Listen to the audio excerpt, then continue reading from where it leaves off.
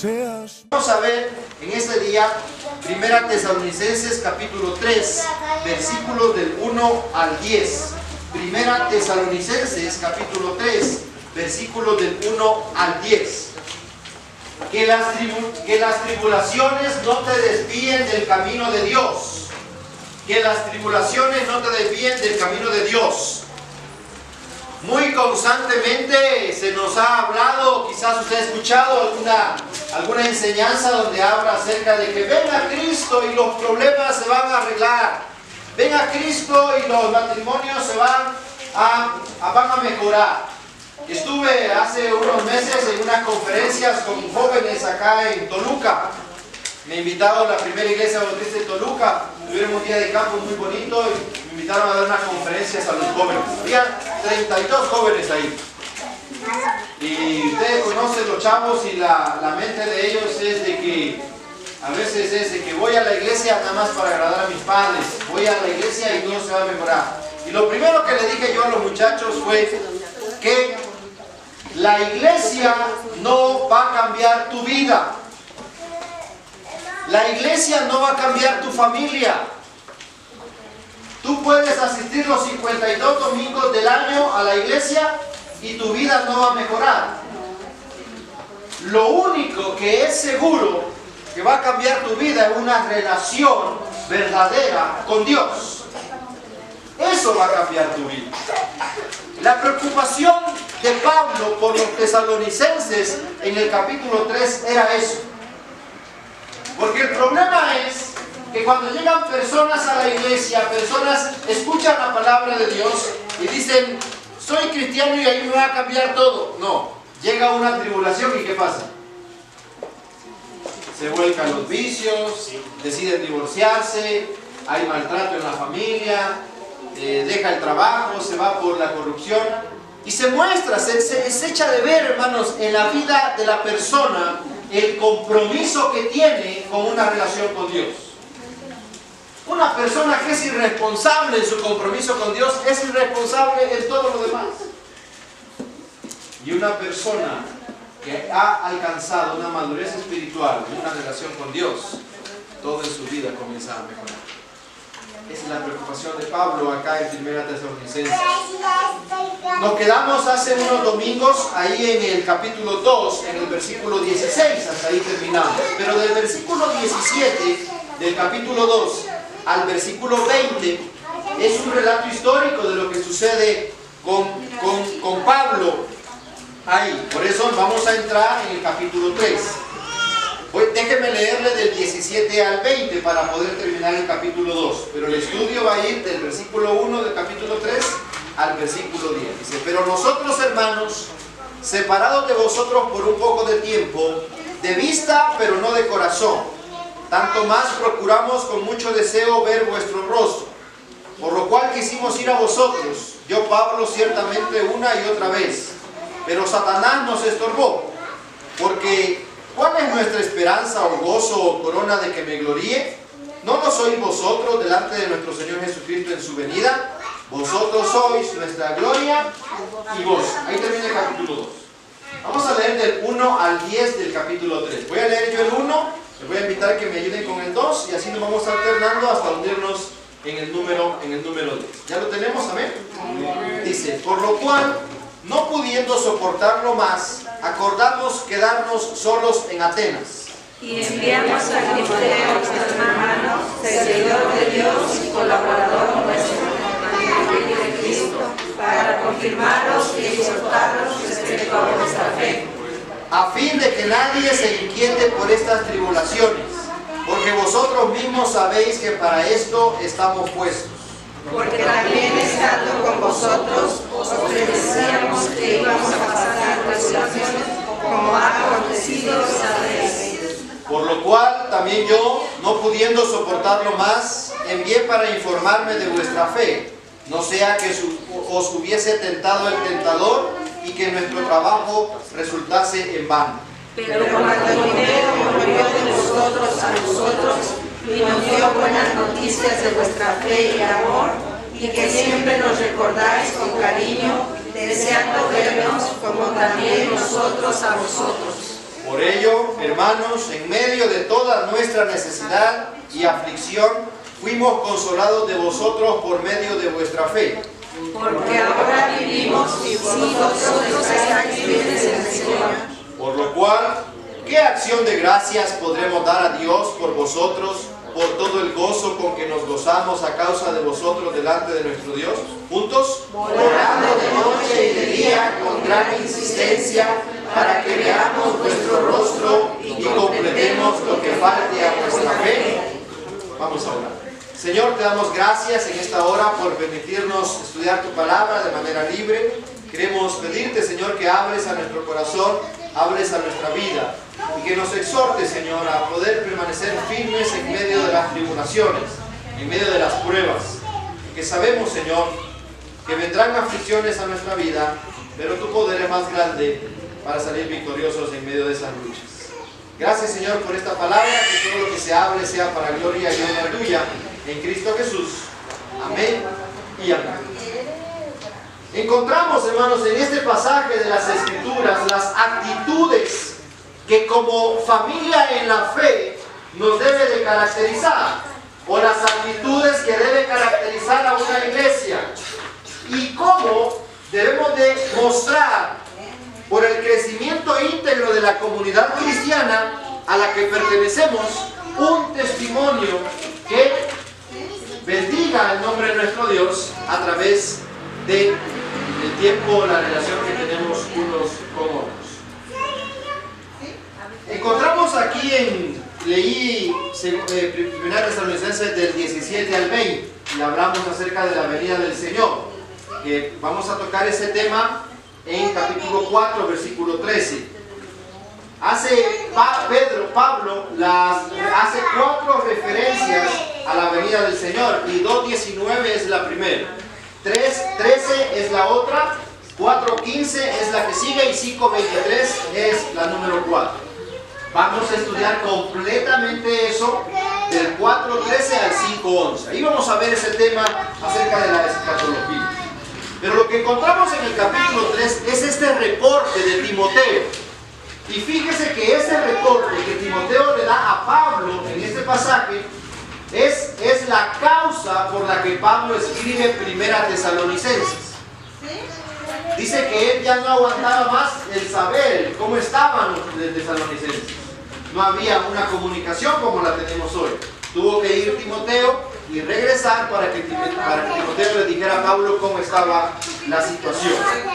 Y es un propósito de esa carta expresar el gozo por la fe que mostraba la iglesia en Tesalónica cuando pasaba o cuando estaba enfrentando persecución. Sabemos, hermanos, que el camino del cristianismo no es fácil. Si a usted le han dicho que el camino del cristianismo es color de rosa, no le han dicho la verdad.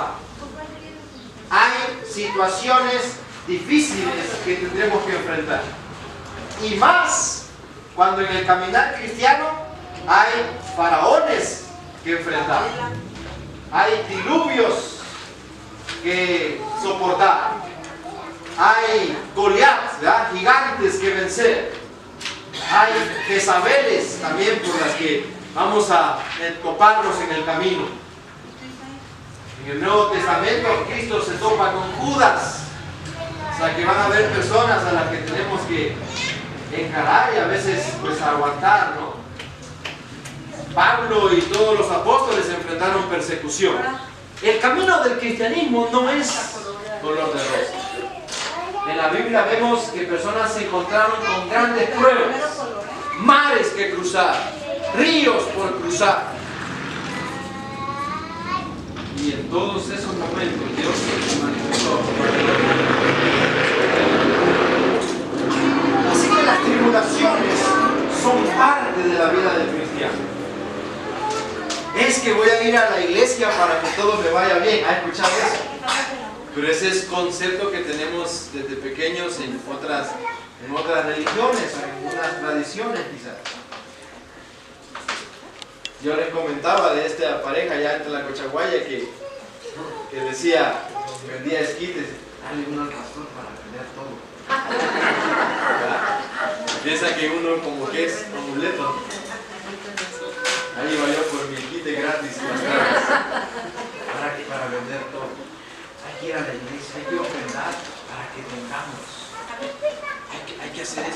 Hermano, Dios no pone condición.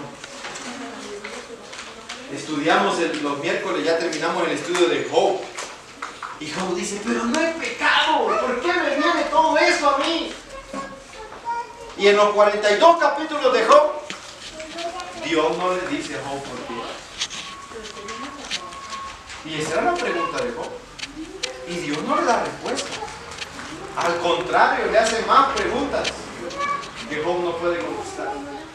Pero las tribulaciones es el camino por el cual podemos recibir la fortaleza y la bendición de Dios en medio de esos problemas. Por eso el apóstol Pablo dice, me glorío en medio de las tribulaciones. Porque ahí es cuando puede disfrutar y experimentar el poder de Dios. Pero no hay un camino verdadero que sea fácil, hermanos. No hay un camino verdadero. El camino fácil es el camino de mentira. Y son muchos, dicen que los que le encuentran. Pero angosto es el camino que conduce a la verdad. Es difícil. Vamos a caminar. Ya no he ido yo porque los hermanos los martes van a caminar acá al cerro. Iba con don Martel, con el hermano Ignacio. Íbamos ahí, no hombre, y el guía es don Martel. Ustedes algunos lo conocen. Dice, vamos, para arriba, hermano. Y para arriba a las 7:30, 8 de la mañana, ustedes en el frío ahí arriba como que iba aquí. Ya, iba allá el don Martel, luego el hermano Ignacio y luego iba atrás con un paso. Para arriba, y más arriba, sí, más arriba. Dice, vamos a ir a la que nos saca el hígado, decir. Híjole. Ya, cuando se quedó el pastor, ya me esperaban. Y me dijo él, así como dice la Biblia, angosto es el camino, pero es el que vale la pena. Le digo, sí es cierto, echémosle, hasta arriba, hermano, la cima. Pero sí, cuesta, es difícil. Pero cuando usted está ahí arriba y viene para abajo, dice, ya conquisté la montaña, llegué a la cima. Se dice que la iglesia, hermano, es un dicho fuerte, pero dice que la iglesia es el único ejército que abandona a su soldado caído en el terreno. Porque en lugar de ver al hermano que está caído, que anda en pecado, que anda en una situación difícil, en vez de ir y ayudarle, comenzamos a criticar. Vaya, y que no se bautizó, y que no servía, y que no hacía esto, y que no hacía lo otro. Es duro ese dicho, pero en muchas iglesias en la vida. El apóstol Pablo nos muestra una actitud que en lugar de criticar, debe existir una preocupación los unos por los otros. Dice que ya no pudiendo soportarlo más, Pablo sentía la urgencia de saber cómo se encontraban los hermanos en Tesalónica. A Pablo le preocupaba la calidad de la vida espiritual de los hermanos en esa iglesia. ¿Cuál era su preocupación? En el versículo número 2. Y enviamos a Timoteo, nuestro hermano, servidor de Dios y colaborador nuestro del Evangelio de Cristo. ¿Para qué dice? Confirmaros. ¿Sabe que confirmar quiere decir para fijar firmemente? Como cuando usted ve algún soporte de alguna pata o algún árbol que está creciendo chueco, ¿qué es lo que hace el jardinero? Va y siembra una estaca firme y lo amarra. Amarra el árbol a esa estaca para que el árbol ¿qué? Crezca derecho. Eso es. Dijo, era mi preocupación de ver si estaban caminando por el camino de la fe. Era mi preocupación. Por eso envié a Timoteo, para que los afirme, para que los ponga fijamente en el camino de Dios. ¿Y para qué más dice? Y para exhortaros. O sea, para consolarlos. No para regañarlos. No para criticarlos. Para consolarlos. A veces se tiene ese concepto, ¿no? Dice, ya va a venir el pastor y te va a regañar. Va a venir el pastor y tiene que poner a cuenta. Hermano, no somos llamados nosotros a regañar. Somos llamados a consolar. Y la exhortación es eso, una consolación. Dice encontramos acá en estos primeros 2 versículos que la preocupación de Pablo era eso. Y debe ser nuestra preocupación, hermano, de ver si nuestra familia está caminando firmemente. Darnos cuenta que si nuestra familia se necesita una consolación, exhortarnos, y a muchas personas no les va a gustar eso, hermano. Es un trabajo que muchas veces dicen, es que el trabajo del pastor es el más fácil. Me lo voy a invitar un día para que vayamos a platicar con alguna familia, alguna persona, vayamos a visitar. Se va a dar cuenta que no es fácil. No es tanto físico, es tanto de corazón. Que a muchas personas no les agrada a veces lo que uno les dice, pero es que lo que tiene que hacer es lo que la Biblia dice. Necesitamos darnos cuenta de cómo está caminando nuestra propia vida, la vida de los demás, y exhortarnos los unos a los otros, consolarnos. ¿Qué, cómo andan? ¿Estás bien? ¿Por qué? Porque todos enfrentamos tribulaciones.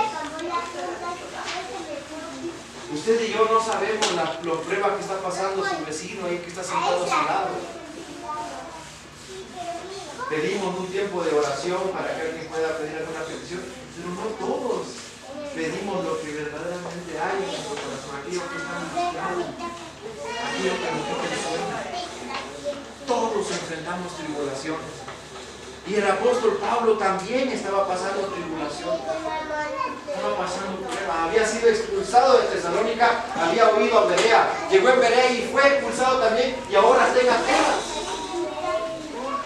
Llegaba y enfrentaba prueba, pero aún en medio de esa prueba, él está preocupado por otros. Está consolándose, porque todos enfrentamos tribulación. Y cuando llega la tribulación, hermanos, llega el desaliento. Y muchas personas se decepcionan de la vida cristiana cuando llegan y están pasando una situación difícil. Y el desaliento puede invadir la vida de la persona cristiana y puede poner duda a la fe. Y bajo la presión de esa tribulación, convencerlo que es mejor dejar el camino. La aflicción, hermano, no es un accidente. La tribulación no es un accidente. La prueba no es un accidente. Es parte de la vida cristiana.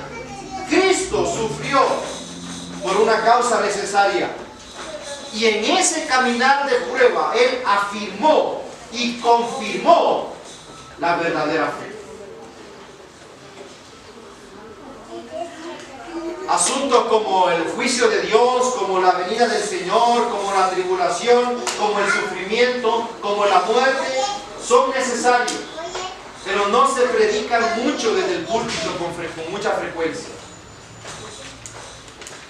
Porque hoy las iglesias están predicando acerca de prosperidad, de que te vaya bien en la vida, de que todo va a ser color de rosa si tú vienes y le das ofrenda al Señor. Se le olvida todo lo que pasaron estos grandes hombres en la palabra de Dios y las mujeres que enfrentaron, en el caso de Esther, enfrentarse a una decisión de la muerte. ¿Por qué? Por obedecer a Dios. Necesitamos darnos cuenta de lo que está pasando. No nos sorprenda, hermanos, el ejemplo de algunas sectas, de algunos grupos de reunión que se llevan a miembros de las iglesias. Porque son personas que no han madurado en temas de la vida real y en temas de una doctrina sana. Pero es responsabilidad advertir a los creyentes de los peligros y de las tentaciones de la vida, así como también de los sufrimientos. No nos gusta hablar de ese tema. Yo les decía al principio, eso es lo bonito cuando usted lleva una serie, un libro, porque de repente uno dice, hoy es domingo 8 de abril, ya viene el día del niño, voy a predicar del niño. No, predica lo que la Biblia quiere hablar en la iglesia. Y cuando usted va al texto y uno dice, ¿y sufrimiento? ¿Tribulación? Pues ese es el que predicamos. Dice el versículo número 3, pero ustedes saben, dice Pablo, ustedes saben que estamos destinados a pasar por tales dificultades. La voluntad de Dios, hermanos, se manifiesta en la bendición, pero también la voluntad de Dios se hace también en el sufrimiento. ¿Se acuerda cómo Cristo se preparó para el camino a la cruz? Fue al huerto de Getsemaní y orando a Dios, orando a su Padre, le dijo que si era su voluntad, pasara de él esa copa. Es decir, que no bebiera la copa de la muerte. Pero siendo esa la voluntad de Dios, Jesucristo como Hijo murió sufriendo por usted y por todas las personas que estamos en el mundo. ¿Qué fue lo que mantuvo fiel al creyente en Tesalónica de las tribulaciones que enfrentaron en la historia bíblica? ¿Qué fue lo que mantuvo fiel a Moisés? ¿Qué fue lo que mantuvo fiel a Noé? ¿Qué fue lo que mantuvo fiel a David, a Esther, a Ruth, a Noemí? ¿Qué fue lo que mantuvo fiel a los discípulos predicando el Evangelio aún enfrentando el sufrimiento? Lo que lo mantuvieron fieles fue su total dependencia de Dios y la fe que ellos manifestaban. Fíjese aquí, a mí me gusta marcar mi Biblia. Yo le digo que si a usted le gusta, márquela. Leemos el pasaje y no fue hasta quizás muchas veces después de leerlo que uno se da cuenta realmente lo que ahí está pasando. Fíjese que el apóstol Pablo hace referencia 5 veces en 10 versículos a la fe del pueblo de Tesalónica. Versículo número 2 al final: y exhortaros respecto a vuestra fe. Versículo número 5: soportar más, envié para informarme de vuestra fe. Versículo 6: y nos dio buenas noticias de vuestra fe.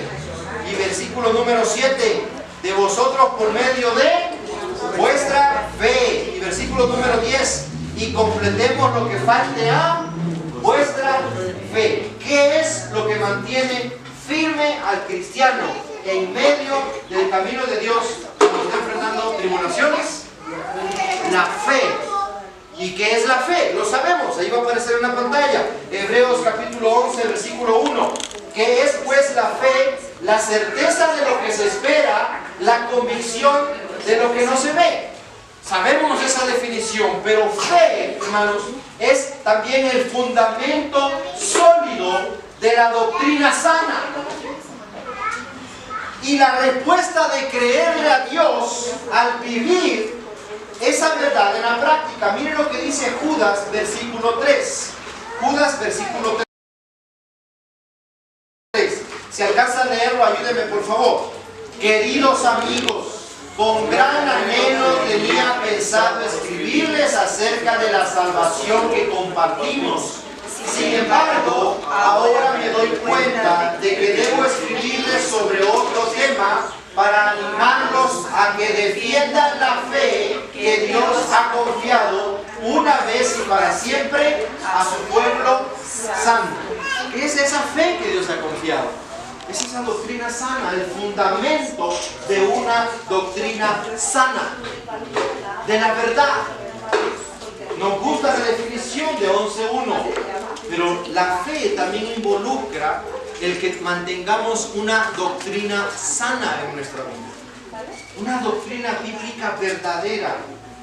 ¿Cómo estamos, hermanos, de fe en el Señor? ¿Cuál es nuestro conocimiento de una doctrina correcta, de una doctrina verdadera? Algunos hermanos, ya no sé quién creerle, al otro pastor o a usted. Crea la Biblia, hermano. No tiene que creer lo que yo estoy diciendo, tiene que creer lo que la Biblia está diciendo. Que no pase el mismo fenómeno que pasa en otras iglesias donde la gente hace lo que dice el que está enseñando. No, hermano. Usted y yo tenemos toda la libertad de ir a la Biblia y darnos cuenta que lo que ahí está es lo que se debe predicar en la iglesia.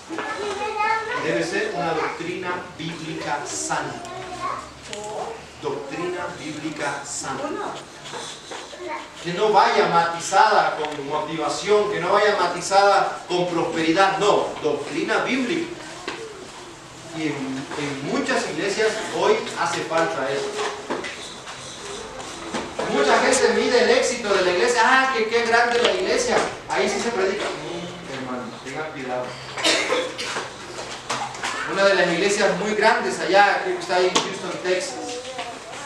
Estaban entrevistando a sus pastores en una de ese como, no es como noticiero, pero es un programa de entrevistas de Estados Unidos.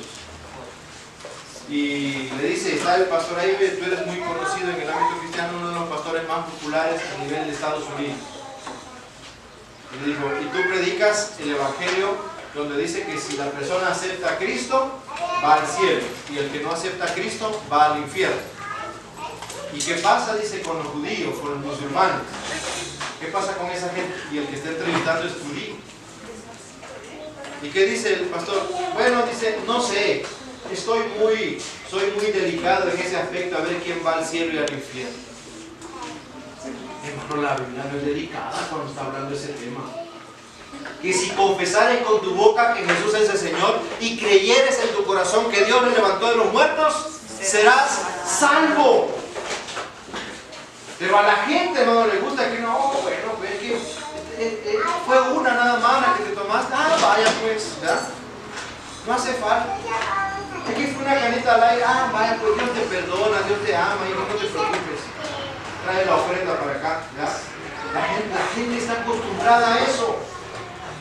Pero cuando usted le dice a la gente, estás en pecado, y estás en contra de la voluntad de Dios, la gente se enoja. La gente se molesta. Y tienes que arreglar tu vida delante de Dios. Tienes que ponerte a cuentas con Dios. Tienes que pedirle perdón. Tienes que vivir como a Él le agrada. Esa es, hermano, cuando estamos practicando la fe verdadera. Dice Hebreos capítulo 11, versículo 6. De hecho, sin fe es imposible agradar a Dios. Ya que cualquiera que se acerca a Dios tiene que creer que Él existe y que recompensa a quienes lo buscan. La fe, hermano, se manifiesta en la práctica y se manifiesta cuando nosotros estamos enfrentando tribulaciones.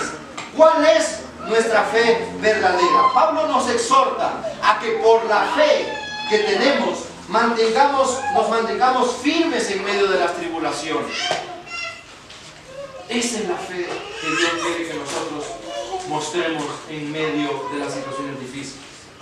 Acompáñenme a leer Santiago capítulo 1. Quisiera que leyéramos del versículo 12 al versículo 18. Santiago capítulo 1, versículos del 12 al 18.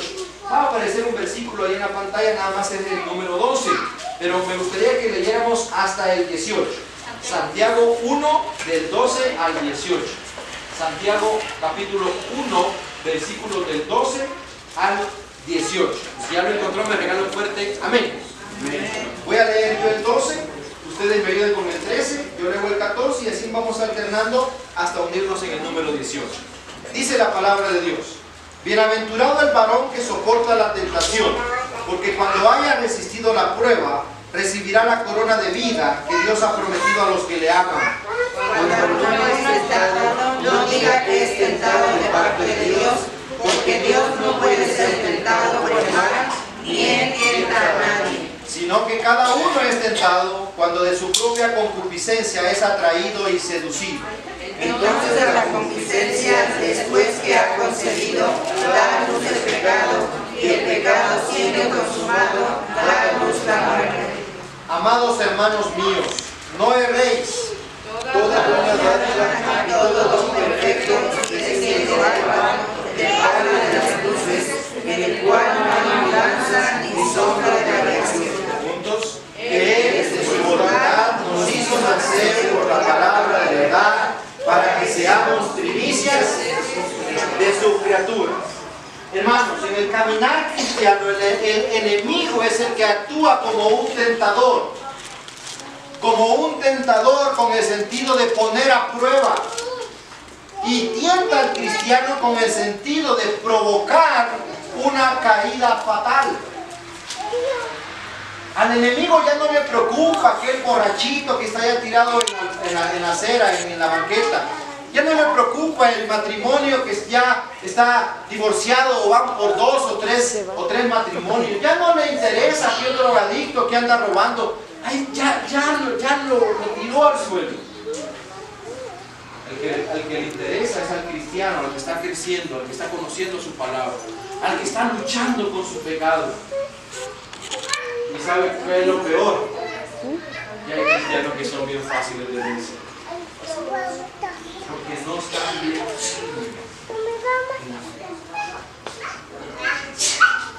Hermano, que le cueste. Mantengámonos firmes. Dice el versículo: bienaventurado el varón que soporta la tentación, porque cuando haya resistido la prueba recibirá la corona de vida que Dios ha prometido a quienes, a los que le aman. Manifestemos esa firmeza. Esa era la preocupación de Pablo. A Pablo le preocupaba que el tentador hubiera llegado a Tesalónica y los hubiera tirado al suelo, y los hubiera caído, lo hubiera tirado al suelo, y hubiera derrotado en su lucha espiritual. Pero envió a Timoteo, dice, para que los afirmara, los fortaleciera. Y eso es lo que estamos haciendo este día domingo 8 de octubre aquí, hermano. Fortaleciéndonos en fe. Cuando leemos la palabra nos fortalecemos. Cuando escuchamos alabanza nos fortalecemos. Universo, no quiero darte solo un rato de mi tiempo. No quiero separarte un día, solamente que seas mi universo.